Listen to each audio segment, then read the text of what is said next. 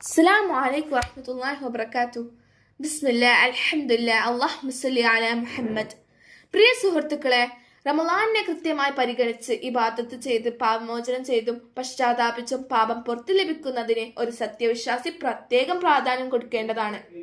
റമളാൻ വന്നെത്തിയിട്ടും അതിനെ വേണ്ട പോലെ പരിഗണിക്കാതെ അലസമായി കഴിയുന്നത് അള്ളാഹുവിന്റെ ശാപം ലഭിക്കാൻ കാരണമായി തീരും.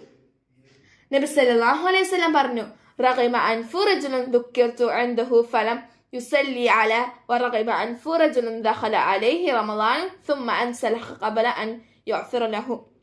ആർക്കെങ്കിലും റമളാൻ വന്നെത്തുകയും എന്നിട്ട് അവന്റെ പാപങ്ങൾ പൊറുക്കപ്പെടാതെ റമളാൻ അവനിൽ നിന്ന് നീങ്ങിപ്പോവുകയുമാണെങ്കിൽ അവൻ തുലയട്ടെ.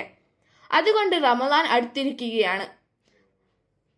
റമളാനിനെ പൂർണ്ണ രൂപത്തിൽ നമുക്ക് ഉപയോഗപ്പെടുത്താൻ സർവശക്തൻ നമ്മളെ അനുഗ്രഹിക്കട്ടെ. അസ്സലാമു അലൈക്കും വറഹ്മത്തുള്ളാഹി വബറകാതുഹു.